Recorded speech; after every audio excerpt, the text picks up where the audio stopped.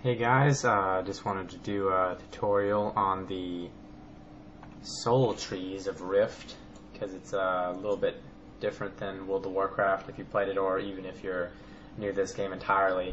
What you do is you'll have a list of souls only if you do the quests in the main city to get these souls. You'll start out with just 3. I chose these 3 in the very beginning of the game, and I haven't used my points, so as you can see, I choose whatever's best, obviously, just like World of Warcraft and other games. And the more I put in here, these abilities below unlock, and it says what level they unlock at, 6. So once I put 6 points, bam, it unlocks. It tells you what it does.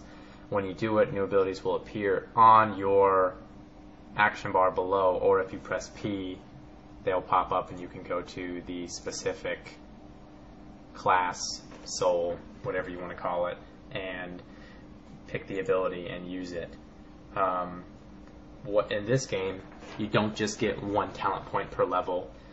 Every 3 levels you get 2, so that it basically forces you to have to put them in other trees to mix up your build a little bit. So once I put them all in, I'll put them all in real quick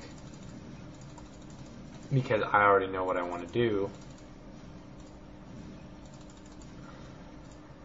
I'll get there, fill up, and then I can go to another tree and start filling it up too, and it unlocks more abilities. And it also will actually tell you when you scroll over it the suggested pairings, and it usually is right. Those are usually the one you should go with, and it tells you exactly if it's a defensive or a healing or DPS or whatever you want to do. So you put it all in here, and then once you put all of them in, then you can hit save and exit, and then it obviously saves it. Also, in this game, you can have up to 4 different specs. Like WoW, you could only have 2. This you can buy up to 4, and they're not that expensive. WoW dual spec used to be 1,000 gold. The first and second spec are extremely cheap. I bought them when I was like level 10. The third one is a little bit expensive, but not that bad once you're in the 40s like me. And then you can just activate them and use them just like any other spec.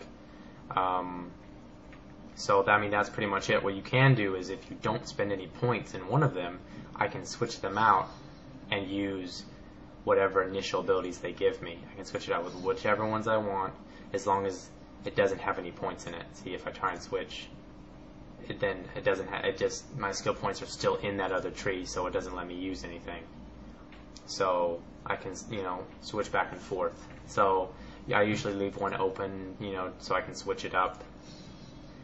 And that's pretty much it. It's pretty simple. Once you do the quests, you get the other souls you can equip in any order. It doesn't matter, and it honestly doesn't really matter where you put your skills in, because there's just a lot of diversity. There's no one right way to do any class. There really isn't. I've made this class 4 or 5 different times, and each time it seems better in one way but worse in another, because it's not just any one way to do it, and I really like that game. So I think that it's way better than World of Warcraft in this sense, because this is actually where I get most of my fun, is experimenting with the different souls and classes and stuff. So if you have any questions, you can email me. I'm Big Geek. I get on every day, so you can just email me, or and I'll get back to you right away. If you have questions about builds, I also uploaded movies on my builds and how they work and how effective they are. This one is extremely effective at gathering large groups and destroying them. He's able to heal himself, shield himself.